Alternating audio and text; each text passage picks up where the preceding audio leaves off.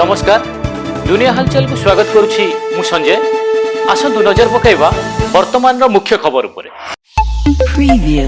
मालकानगिरी सीमांत छत्तीसगढ़ दांतेवाड़ा जिले में 63 जन माओवादी आत्मसमर्पण 18 जन महिला और 45 जन पुरुषों समेत 63 जन माओवादी आत्मसमर्पण करता बेले से 36 जन नक्सलों मोट 1.19 कोटी टंकार पुरस्कार राशि थिला एवं उक्त माओवादी माने सैनिकों उपर आक्रमण और आईडी विस्फोरण समेत गभीर घटना जड़ित अछंती।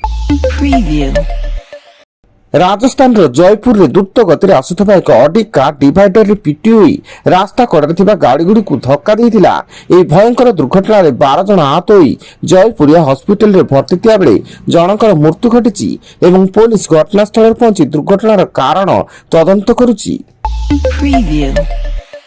बारिपदा सहर दारगाँ डाही स्थित काइनेटिक ग्रीन नामक एक बैटरी गाड़ी शोरूम अग्निकांड। तेज अग्निकांड घटी 32 रु अधिक बैटरी गाड़ी जली पोड़ी नष्ट हो जाइतिया बेले शॉर्ट सर्किट रु एभली अग्निकांड घटिथिबा अनुमान करा जाउछि।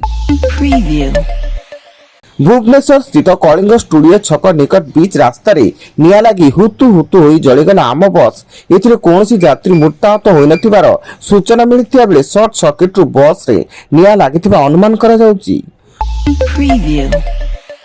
कोरापुट बोरीगुमा ब्लॉक पढ़ईगुड़ा आश्रम विद्यालय परिसर 3 छात्री निखोज।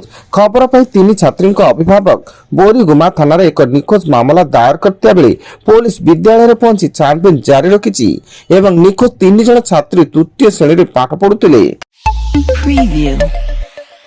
हिमाचल प्रदेश सिरोमोरो जिला हरिपुर धार में भारसाम्य हराई 500 फुट खाई को खसला बस। दुर्घटना 13 जन यात्री मृत्यु घटता बेले 33 जन यात्री गुरुतर स्थानीय मेडिकल भर्ती एवं प्रधानमंत्री नरेंद्र मोदी मृतकों परिवार को 2 लाख टंकार अनुकंपामूलक राशि घोषणा करता बेले उक्त बस टी सिमलारू कुपी भी जाउतला।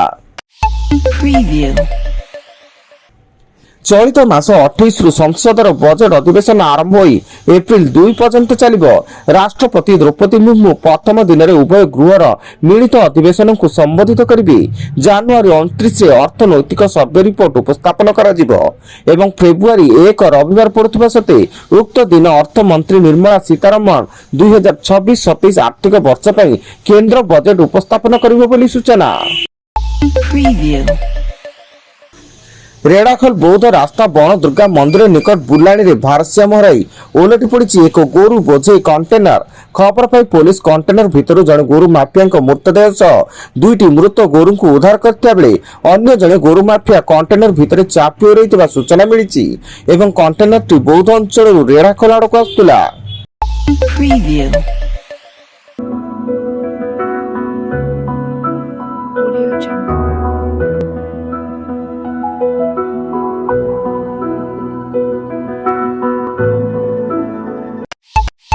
Preview.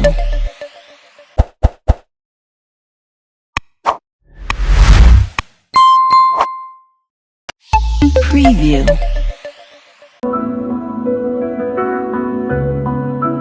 Audio Jungle.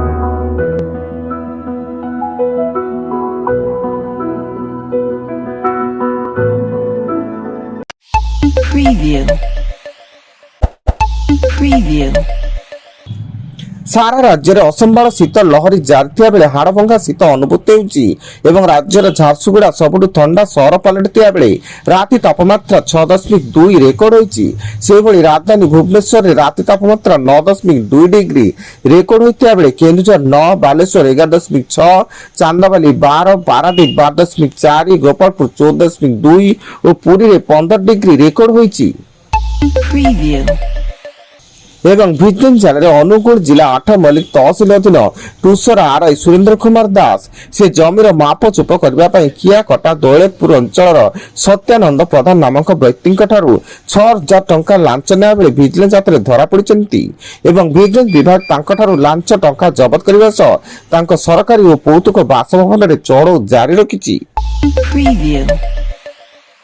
वर्तमान अधिक न्यूज अपडेट्स पाई विजिट करंतु आम वेबसाइट www.duniyahalchal.in। धन्यवाद।